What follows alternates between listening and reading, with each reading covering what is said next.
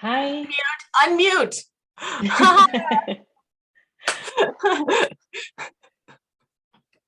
That would be bad. Just talk. Oh, I'm on mute. Hey, that's happened before. No It big deal has. either. I was just watching like on YouTube, I guess. Okay, so thank you for joining us here today. We have our December cup of tea event tonight. I'm happy to have you guys all here. This is a holiday season, so I know everybody's pretty busy, but we're very excited to share another summary with you today, presented by one of our CRAB members, Alina Vincent. So for today, I have just some announcements and highlights of some items to share with you guys. I will go over again what the cup of tea is, a little bit of housekeeping, and then I will pass it over to Alina Vincent, who will be sharing her article summary. And then we will be able to have a conversation throughout her presentation, but if there's any additional questions, we can have those at the end of the meeting as well. So some maybe new announcements for you, but maybe just some reminders. So we have our Retinoblastoma Research New booklet. This booklet is now in clinics all across Canada and it's online on our website. This is a guide to patient engagement and research for people who are affected by retinoblastoma. This booklet was created by members of the Canadian Retinoblastoma Research Advisory Board, including patients, researchers, and health professionals. So it's a great resource to have if you would like to pick one up.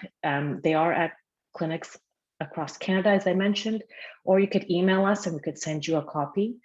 You can email retinoblastoma.research@sickkids.ca. And then also our digital version of the booklet, you can click through. It's on our website, and the website is www.rbcanadaresearch.com.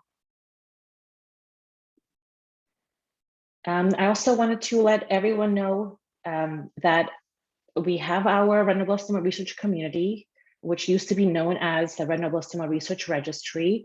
A lot of our patient partners have already joined the retinoblastoma research community, but we have now opened it to researchers and health professionals. And I would really like to encourage all researchers and health professionals who are interested in retinoblastoma research to please sign up. This can also be accessed through our website. I know we always send out information to all in our community, information that comes from CRAB about our events. But this way, when you sign up, we can make sure that nothing gets missed, because we send out quarterly newsletters. All the information about all our events, our projects, and anything that's happening within CRAB is communicated to everybody who's in the retinoblastoma research community. So I do encourage you to sign up. That way you won't miss anything. So if you go on our website, at the top of the ribbon, there's the RB Research Community button, and through there, it will lead you to where you could sign up. So please do so either after our meeting or whenever you have a moment. And if you have seen on our social media lately, we are preparing for the 2022 Retinoblastoma Research Symposium. The registration has been opened. I encourage everybody to sign up. This is our virtual event for the second time in a row. We'll be hosting it on Saturday, January 15th from 11 to 5:30, from 11 a.m. to 5:30 p.m. Eastern Time. So for more information, again, I will direct you to our website where you can get some more information about the event itself, the link to where you can register. And I just wanted to highlight that it is a virtual event that has going to be hosted on a platform called GatherTown, which is a game-like virtual space where you navigate with an avatar. Which you can also, when you register, you can also choose to participate by joining a Zoom link instead, if something like that might not be you might not be able to participate in the virtual space in that way. Okay, so our cup of tea. If you've attended these before, you know that the cup of tea is like a journal club. This is an event where we bring the Canadian Retinoblastoma community together to have an informal discussion about a research article. These have been happening quarterly throughout this year. The first cup of tea was in March, and all of the meetings are on our YouTube channel. And I do encourage everyone to go and watch the previous cup of teas. You can see from the first one to where we are now, how they have sort of slowly developed, and the information sharing has gotten a little bit different. So with each one, you can learn something new. And then there's discussions center around articles which our CRAB members created a plain language summary for. So how this process works, just to share how we've gotten to this point today. One of our CRAB members who's a patient, they select an article or a topic that they're interested in, and we help them find the article that they are interested to write a plain language summary for. And then this patient partner is then partnered with a clinician or a researcher who may or may not be an author of the article. This way they'll be able to get the feedback from somebody who's very familiar with the topic and be able to write their summary to include the important information from their article and to ensure that it is accurately represented. So then the patient writes a plain language summary with the help of the clinician or researcher. CRAB also facilitates this relationship and provides guidance on how to write a plain language summary, as well as help with that relationship and connecting the partners together. And then when the plain language summary is ready, it's posted on our website, and the authors are invited to share their information at our cup of tea event. So for today's cup of tea, we will discuss the article Secondary Prevention of Retinoblastoma Revisited, Laser Photocoagulation of Invisible New Retinoblastoma. So the plain language summary is on our website. You could read it, and Alina Vincent will be sharing it with us here today. Just to provide some housekeeping items for your best view, if you go into the view option in Zoom and select speaker view, you'll have the best view to watch the presentation. So I would suggest to change that if it works best for you. Also, the raise hand function is the best way to also let us know if you have any questions or to participate in our discussion at the end. If you prefer not to voice your questions, you could type them in the chat as well.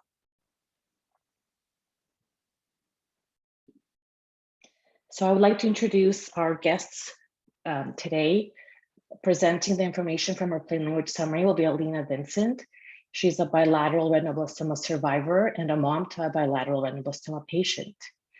Alina is an active participant in the Canadian Retinoblastoma Research Advisory Board, and she attends our monthly regional working group meetings and participates in CRAB projects such as the creation of the Retinoblastoma Research and New Booklet. The partner she was working with to create her plain language summary is Dr. Sammy Solomon, who is a pediatric ophthalmologist with a subspecialty in pediatric ocular oncology from Egypt, and has been working in Canada at the Hospital for Sick Children as a clinical fellow in the Department of Pediatric Ophthalmology and Strabismus, as well as the Retinoblastoma program. So Alina, I would like to welcome you here today with us and let you share your information. I'll unmute myself. Success. Well, thank you for that introduction, and thank you everyone who's here tonight. I know it's pretty busy being just a few days before Christmas and everyone's kind of catching up on those last things to do, but I really appreciate it, and I really appreciated all the assistance in getting this presentation ready to go. So thank you so much for that. And to Dr. Solomon as well for his input and the meeting that we had with him. I found it very inspiring, and his passion for this topic is amazing. So got me excited, though I'm still super nervous. So we'll see how it goes. But since it is a cup of tea, I brought my cup of tea in my cup and saucer from my grandma, because she's British and she would have it no other way than in a cup and saucer. So in her memory, there you go. So she won't get mad at me. But yeah, so I am presenting on the secondary prevention of retinoblastoma revisited, the laser photocoagulation of invisible new retinoblastoma. And the reason I chose this article is because it is near and dear to my heart. This was the treatment method that was used on my daughter. So I'll get you to go to the next slide. So I will get into my story a bit and my background. So that actually kind of begins with my mom. So I am a second generation carrier of the RB1 gene. My mom was born in the 1950s, and she was around 2 years old when it was discovered that she had eye cancer. There wasn't a lot of options back then. So my grandparents had to make the difficult decision to remove both her eyes in order to save her life. But in the end, she ended up being extremely adventurous, energetic, and just an amazing human being all around. She downhill skied, she biked everywhere, she did everything on her own. She was very independent, and she was a wonderful mom. And this is why she was devastated when she was in her 20s and she found out that the cancer that took her eyes was likely going to be passed on to her children should she choose to have any. So she struggled with that for about a decade before she finally decided with my father to proceed with having her own children, and they would face the cancer together if it came.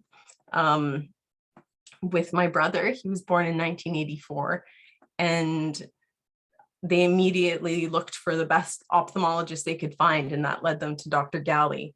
And so my brother's eyes were checked repeatedly for years before it became clear that likely tumors would never form for him. In my case, however, I was born in 1987 and my eyes were checked as well. But when I was 4 months old, the first tumors had appeared and my treatment began immediately. I was extremely fortunate on many levels. And one of them was that I had Dr. Galley. I also had laser treatment, which at the time was brand new. And then on top of that, all my tumors were out of my center of vision. So they were very easily treated with laser and cryotherapy.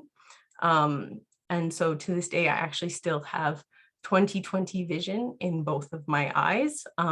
So it worked out well for me. We did find out that when I was about 9 years old, my brother, my mom, and I all got a DNA test.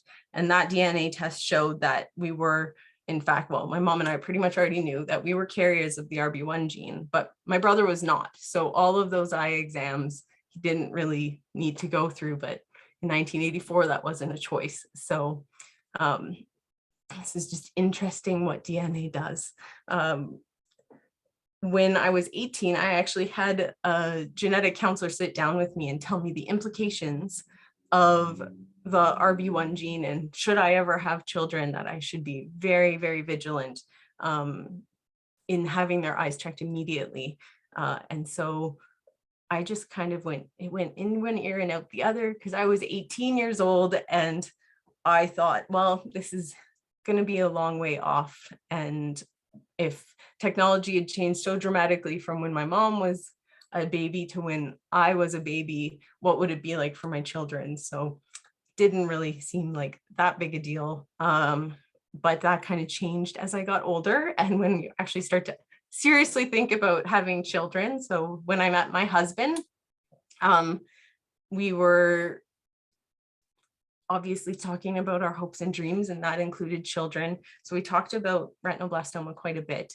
And those discussions became even more real when my mom passed away a couple months before our wedding from cancer. So we talked about what we would do. So we actually saw a genetic counselor a year after our marriage together so that Chris could hear all of that information for himself. And we were given a binder on the RB1 gene and told everything that we could be possibly told about the RB1 gene, except for what they would do for treatment. But we were also given a lot of information on prenatal testing and IVF. And for us, we opted to go with the CVS, which I can never remember the full name of, but that's the earliest prenatal DNA testing that you can do, because we were truthfully struggling with whether or not we could go through with an RB1 baby. But when I did find out that I was pregnant about a year later, it became very clear to me that it wasn't going to matter either way. And so we did the CVS test, and with my son at 13 weeks, we found out that he wasn't a carrier of the gene. But I'll get you to, Ivana, go to the next slide so I can get into Violet's story. Thank you. So Violet, with our second pregnancy, we actually found out at 15 weeks that Violet was affected, and we were devastated, but very quickly we were set up with a specialist here called Dr. Solarte, who told us that we would be likely induced at 36 weeks to give her the best possible chance for her vision. And also that her eyes would get checked within 24 hours of her life. So we didn't hesitate. We did everything the doctors said, and Violet's eyes were checked at a day old when she was induced, and the first tumor was found. It was 1 millimeter. It was a tiny little tumor, and it was out of her center of vision, so it wasn't a risk. So they treated it in Edmonton, but then it became clear that her treatment needed to be scaled up a bit. So when she was 6 days old, we got a phone call, a conference call with Dr. Galley, Dr. Solomon, and a whole bunch of other doctors, I can't remember, who told us that the best choice for her was to go to Sick Kids in Toronto, because they had this amazing device called the handheld OCT scanner that would make a huge difference in her vision. And so we said yes, because what else could we say? So Violet and I boarded a plane when she was 10 days old and headed to Toronto for what ended up being a 7-week stay leading up. And my son and my husband stayed home in Edmonton so that he could have some kind of normalcy to his life. So in total, Violet has had 5 tumors. She's undergone 22 EUAs. She's traveled to Sick Kids 11 times and to Calgary's Alberta Children's Hospital, which in August of 2018 got their own handheld OCT scanner, and Dr. Galley frequently flies there. So we would go there for treatment as well. All of these treatments, apart from, I believe, 2 of them actually, included the OCT used with laser. And she just turned 4 this past October. She is 2 years cancer-free, and we found out at her last appointment that she'll be 6 months apart, and she's got 20/20 vision in one eye and 20/25 in the other. So it was a huge success. So I'll get you to hop to the next slide as I get into the nitty-gritty of the article. So again, I guess I don't know if I need to say it. Anyway, so this is the article, The Secondary Prevention of Retinoblastoma Revisited. The authors were S. Solomon, C. Vandenhoeven, L. McKean, and B. Galley. And I'll get you, thank you. So in our discussion a few weeks ago, we found out that, well, at least I found out, maybe Ivana was being very kind to me, because I didn't know what secondary prevention was. So I decided to include this slide in case any of you fall into my camp of not knowing. So I'll go through this briefly. So primary prevention of cancer refers to when cancer can be stopped from ever occurring. So a famous example of this is how Angelina Jolie, she was diagnosed or carries a gene, I can't remember the name of the gene, for breast cancer. So she had her breasts removed in order to prevent the cancer from ever occurring for her. There's another genetic cancer called Lynch syndrome, where they have a high chance of having uterine cancer and colon cancer, as well as a whole bunch of others. And they'll have hysterectomies if they know that family history in order to prevent it. Obviously not an option with retinoblastoma. So secondary prevention is where we fall, at least for now, until maybe technology gets incredible. So secondary prevention of cancer is the use of screening and early detection to identify and treat cancer at its earliest stages. And tertiary prevention of cancer is the prevention of just complications after the cancer has occurred. Okay. Hit the next slide. There we go. So the article. So this article dealt with, for families with a history of RB, invisible retinoblastoma tumors can be found and treated at early stages with the following steps. So prenatal testing for the RB1 gene, early delivery, an eye exam on the first day of life, and then the use of the handheld optical coherence tomography. Anyway, that's the full name used in the screening and identification of invisible tumors, and then OCT-guided laser treatment. So I will get to the next slide. So this is my first discussion question. So what is the OCT? And what are invisible tumors? So I was hoping to get some help from clinicians on this to give a bit more of a accurate description than what I could give.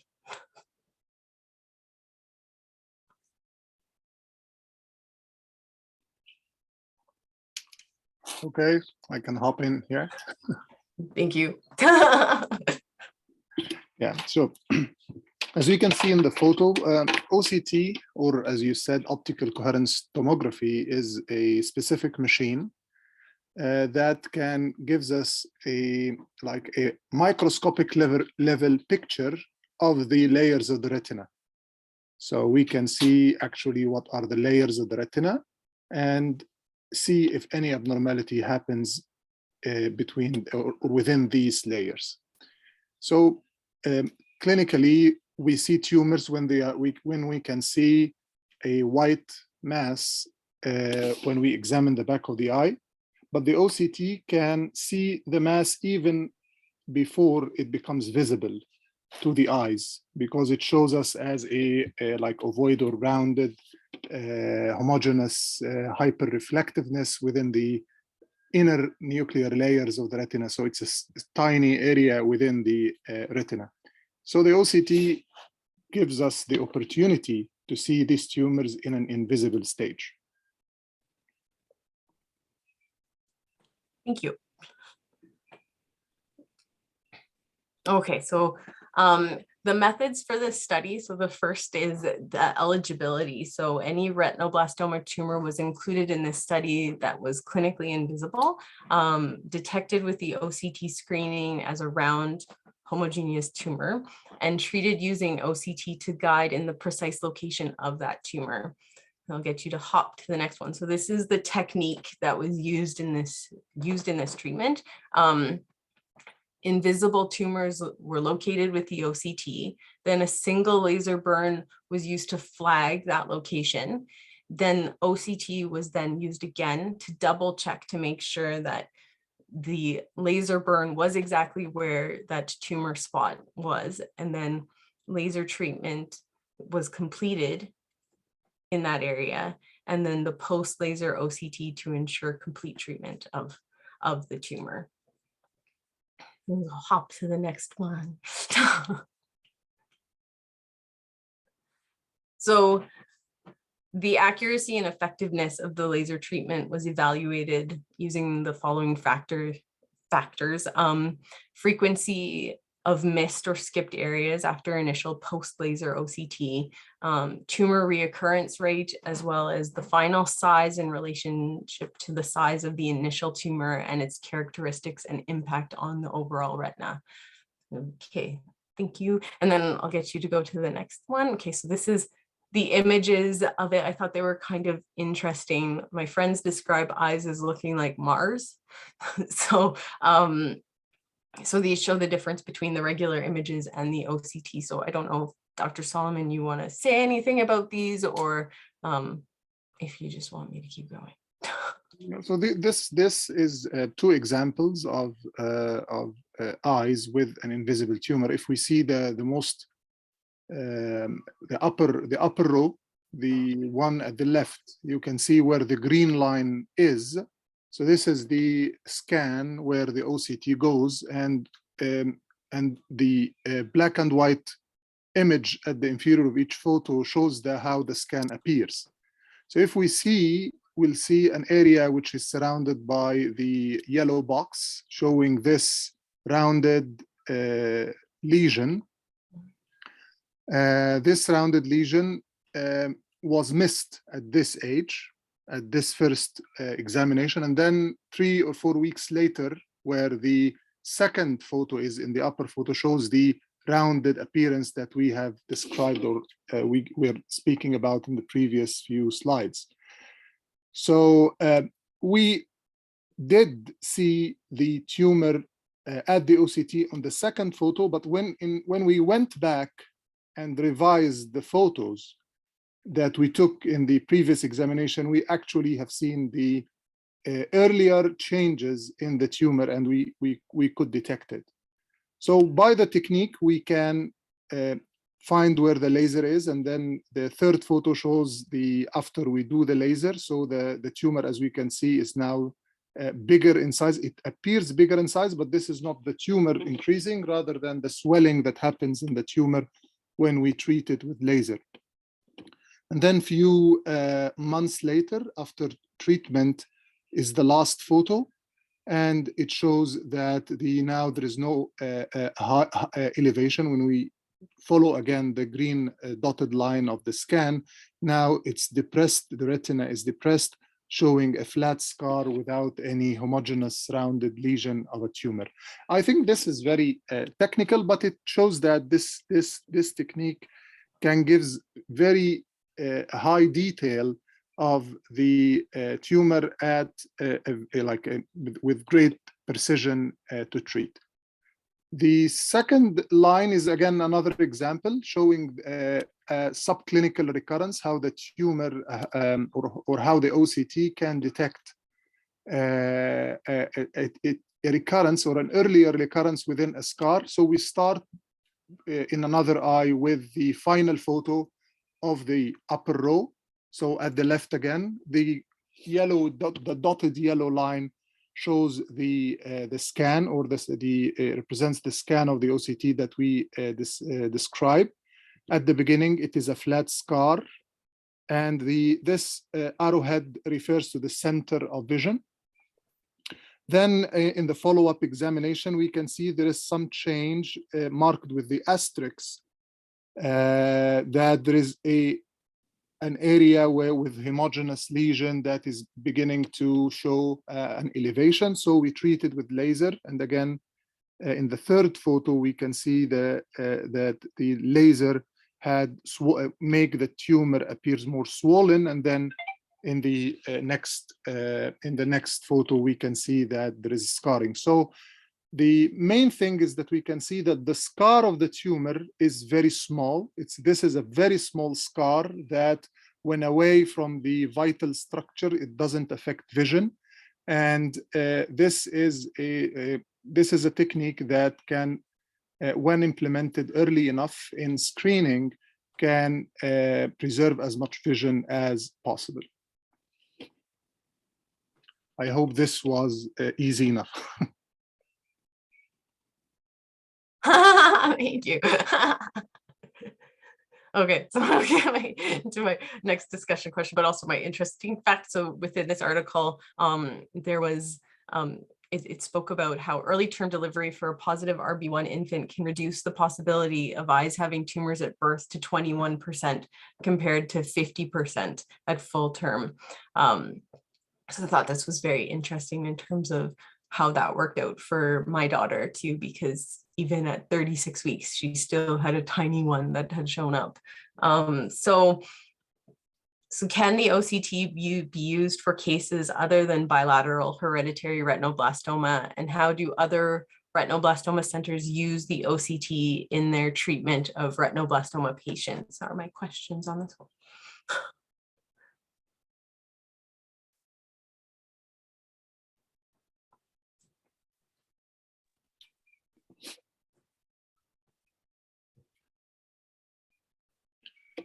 So anyone wants to jump in? Happy to answer.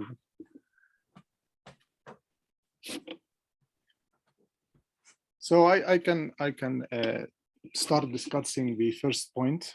The OCT is technically available for every patient. So it's not only to see invisible tumors, it has other indications within the treatment of other cases. It can detect, it can evaluate the scars, and it can determine its proximity to anatomic landmarks in the or specific areas in the retina, like the center of vision, like the edge of the optic nerve, maybe some change in the tumor. So it has other uses than only screening for the invisible tumors. But within this indication to detect invisible tumors, sometimes we see a child that is maybe 3 or 4 months of age, presenting with tumors in one eye. And when we examine the other clinically free eye, when we look, we can see eye, we can do what we call a posterior pole screening, and we can screen the apparently normal retina, and we can discover invisible tumors. So it doesn't necessarily every time be a child that we know that they carry the mutation. Sometimes the child appears for the first time with a tumor in one eye, or even a tumor away from the center of vision. And when we do our screening, we can find other tumors that are still in the growing process, and they didn't reach the size that they are clinically seen with the regular techniques of examination.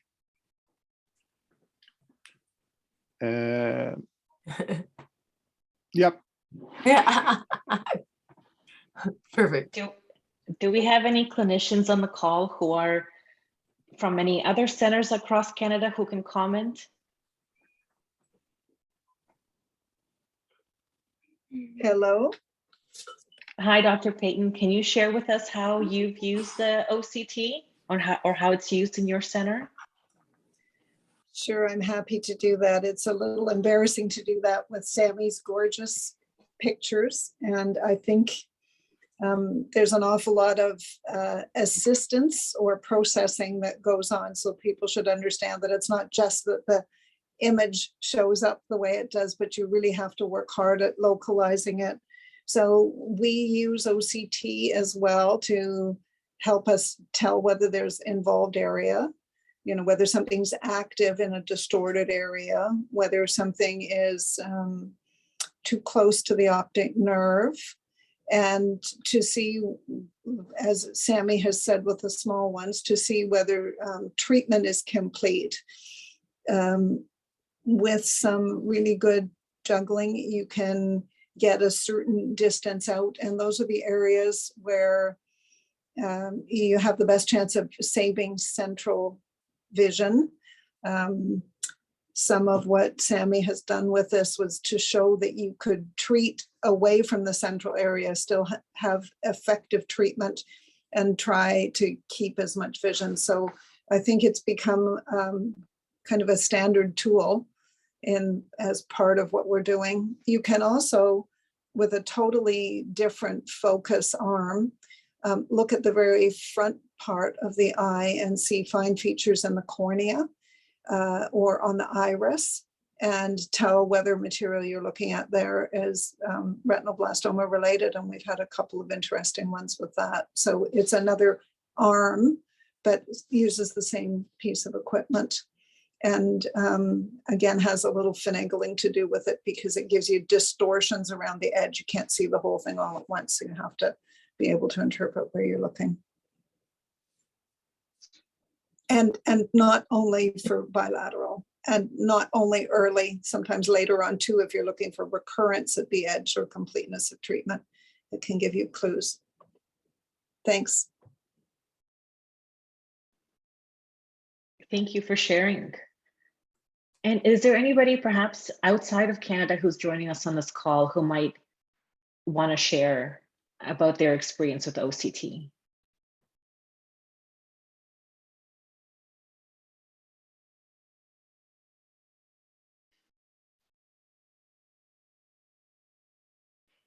Okay, maybe we can just continue, and if anybody thinks of I any don't comments. mind Oh. sharing my experience from outside of Canada as well, from before. Oh, perfect. Cool. The OCT can be used to differentiate retinoblastoma from other tumors as well. And there's a tumor that could sometimes be quite similar to retinoblastoma, which is called an astrocytoma. And the OCT can help determine which layer of origin these tumors are in. All of the tumors that Sammy has shown are retinoblastomas from the inner nuclear layer, but a more superficial tumor in the nerve fiber layer could mean that it's a completely different tumor and requires a different treatment. Thank you, Dr. Malapatna. If there's anybody else, otherwise you can also share at the end of Alina's presentation. Perfect. Okay. So the results of this study were that 11 new invisible tumors in 7 eyes of 5 children were treated. And the tumors were accurately located in 100% of the cases. 2 laser sessions were sufficient to fully treat 9 of the 11 tumors, and 1 tumor developed OCT detected reoccurrence within 3 months. And this was treated with 1 laser session. So overall quite successful. So we'll get you to hop to the next one. But my question for this one was that this is a very small sample size. So why is it such a small sample size? Will more studies be done in the future with OCT? Or have they been completed already? And what does it take to be able to execute this in terms of expertise, equipment? So for the sample size, so yes, it is numerically a small sample size, but in the retinoblastoma world, it's considerably a relatively big sample size, because we are describing a new technique, and the cases that represent this is relatively very rare. So like if you look at the literature, like the familial cases of retinoblastoma usually represent around 6% of the cases of retinoblastoma. So if we look and the numbers for Canada, for example, it's around 20 to 25 cases per year. So you can say that only 1 or every couple of years you will have 3 cases, one and a half per year of this kind of tumor that can develop this kind of tumor. So to reach the sample size that we are discussing, which is 7 cases, 7 eyes of 5 cases, so 5, you need maybe 4 years to have these cases, to recruit these cases in a prospective study. So I think now with the technique being like properly described and reproducible, like every center who has the machinery and expertise to implement it can share their experience and can tell us how many cases do they think that, or did they treat with this technique. So I think every case that is treated needs to be properly studied and maybe presented. It needs, I think, collaboration with many centers to reach the numbers that we hope. Like if you find like 100 tumors or 200 tumors, you will need a lot of patients that are very rarely to be found.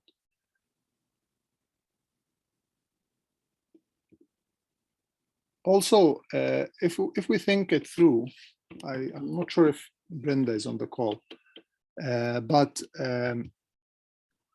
when chemotherapy and the systemic chemotherapy started in the 90s, these children now are in their reproductive age. So if they were treated while they're 1 or 2 years of age, and now they are in their 20s or early 30s, there is theoretically a higher probability of having more familial cases. So if this secondary prevention protocol that is presented in the paper is adopted on the national level in Canada or North America, I think more cases can be found and properly treated, reducing the burden of these cases. We can even advertise it on an international level, and maybe European countries can also be benefited, or they can implement it. I think they have the expertise and equipment to do it themselves. What do you think, Dr. Payton and Dr. Malipatna?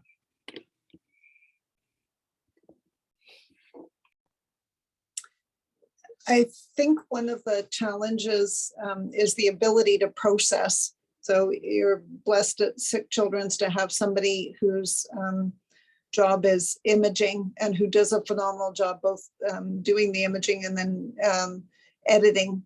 And you need that in order to be able to share them. But I think the protocol, the concept of being able to detect the tumors, treat them, and be sure that you've localized them is very manageable. I guess calling it secondary prevention wouldn't have occurred to me to call it that. I think it's like early detection and early treatment, but it really has the same effect. And I think that's why many of us have the technology and want to try to use it. So I think the potential is there for it, but it's partly making sure that all the processing and so on, it's not that it can't be done. It needs personnel to do it, and not everywhere is funded for that.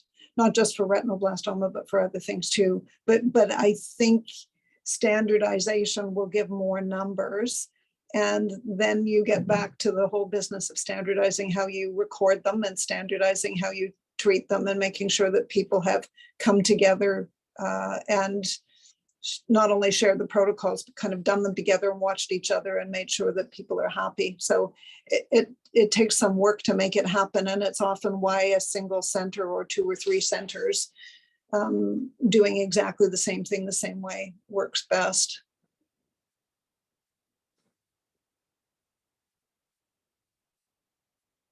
That's some really great feedback. I know I've learned a lot from hearing the discussion, and we've hit our 9 o'clock mark. So I would like to just ask you, Alina, if you have any last comments, or maybe your thoughts about the article that you've gone through and your process, and maybe is there something you've learned that you thought was really interesting or surprising? Oh, sorry. Do I want to go because there's a hand up? But okay, I'll go quick. But I thought this article was fascinating because yeah, it is the treatment method that was used for my daughter.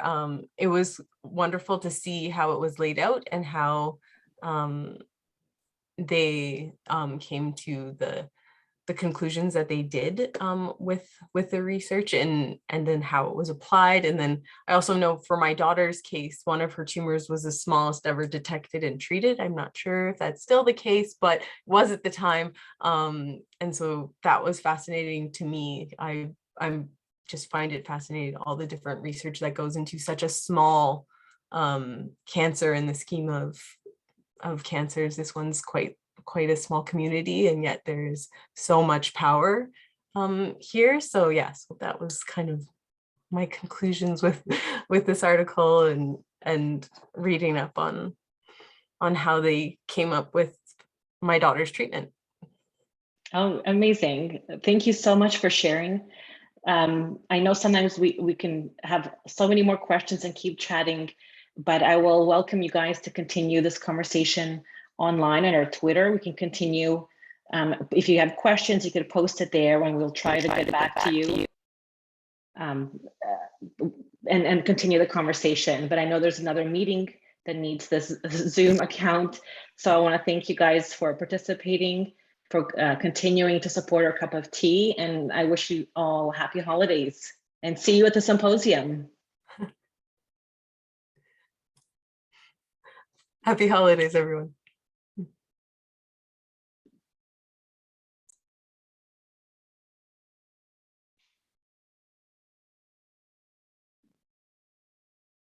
Thanks so much.